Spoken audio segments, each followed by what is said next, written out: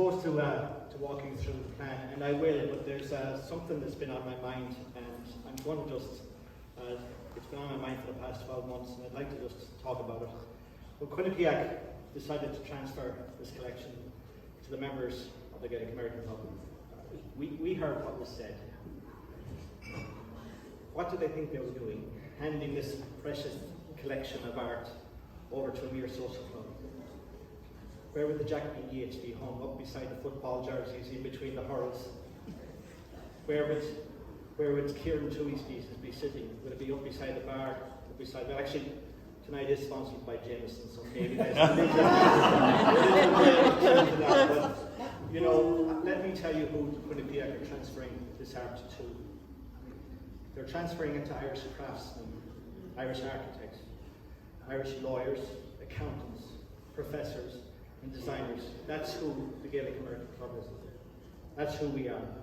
The common thread of the artists that are out there is passion. And I assure you, and you can hear it from my voice, I know you can hear it, it's passion for our history, for our country, and for this collection. That's why Quinnipiac transferred to us. There's a few people here that I'd like to point out that were as much involved as anyone on the board of Ireland's Great Hunger Museum of Fairfield. Their efforts to save the collection and keep it right here in Connecticut have not been recognised. And I want to thank the Provost from Quinnipiac, Deborah Leibowitz, who's here.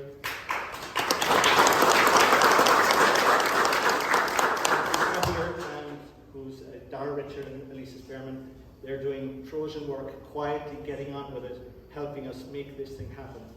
And I just want to say thank you, Deborah. You've seen from the beginning, I annoy the hell out of you, I know it, but it was a passion. I wanted to thank you so much for what you've done so far. I just have to say that the passion was so evident in the beginning that, and I know what everyone said about, I know what the media has said about what we wanted, but what we always wanted was to find a partner where the art would live and where the story would be told and where it would be in Connecticut and together and embedded in community. And the second they all walked through the door, we were like, oh, okay. This is where it belongs. Thank you.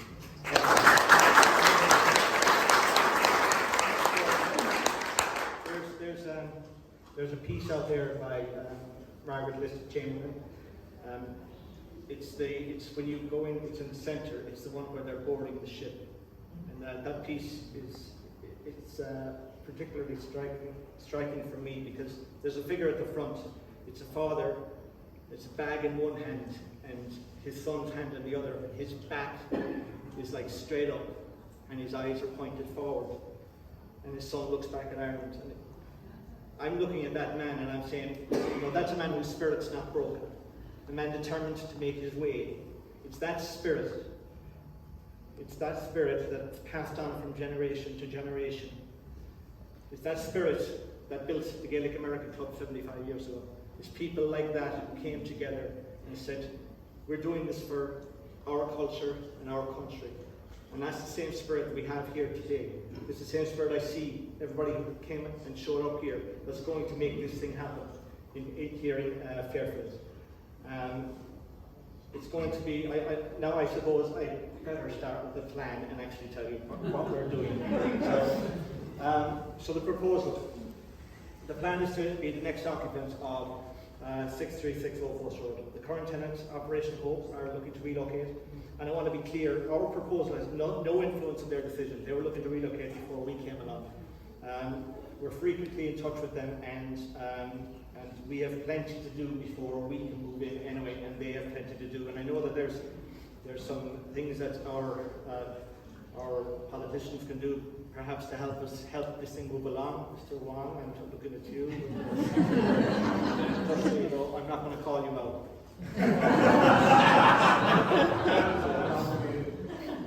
You're welcome.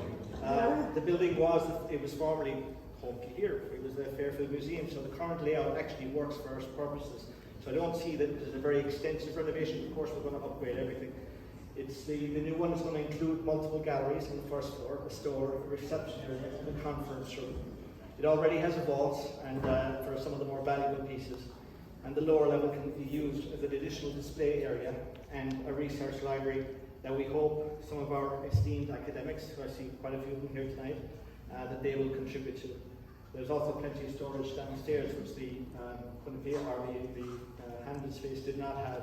All told, the space in Hamden is about 6,000 square feet, and this space will be closer to 10,000 square feet. So we'll have the space to do a lot more, to expand the collection, and to store what you see out here is 15% of the entire collection. We're talking about 170 pieces. Some of the most incredible pieces are still up there, and we will be doing more shows. We will be showing you more of these pieces, but you'll see why we fight so hard to bring it down here. So the last thing I'll do is, how can you help? So the first thing I want to ask is this: don't be afraid to volunteer. The effort to bring the museum here has been grassroots movement from the start. It's all just members from the Gaelic American Club that came together and said, what can we do? Every single members meeting is, what can you do? What can we do to save us? So it's grassroots.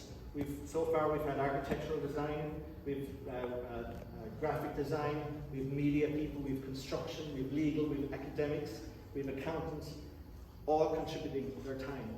Every week we meet, and this is the results so far.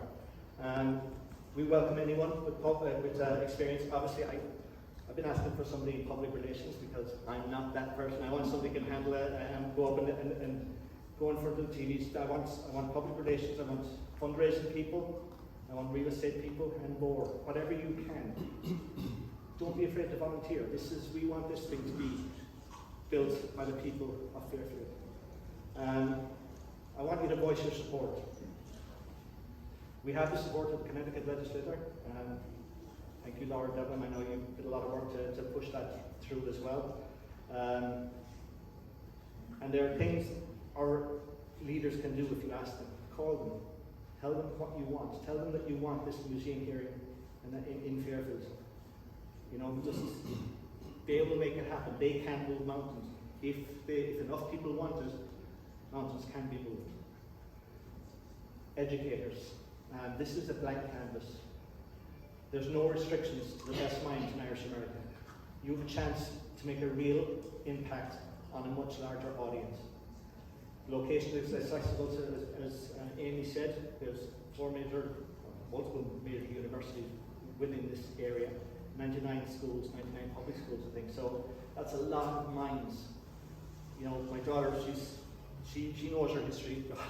It's been drummed into her, but her friends, they'll say, oh, I'm 50% Irish. I want them to know exactly, understand what it means, what we've been through, and why we're like the way we are. It will save me a lot of explaining. When my daughter's friends look at them and say, your dad's a bit odd, right? So, yes, that's a lot of minds out there, and we have this opportunity. And the last, of course, is donate.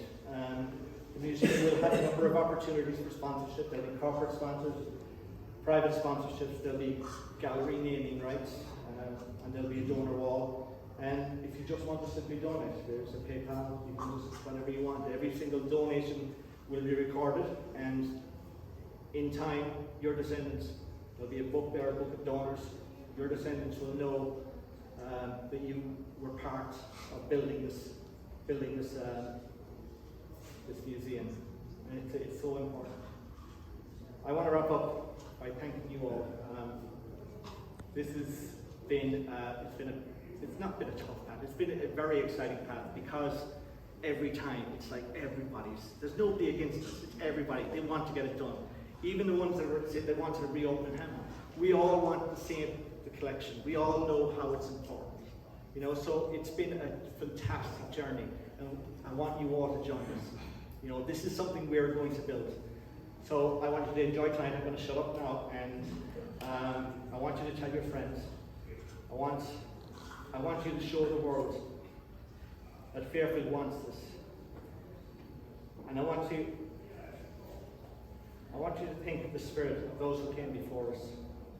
Just tonight, say a prayer for them. I think they'll be honored that you're here tonight, that you haven't forgotten them. That's the most important thing. Don't forget them. Thank you.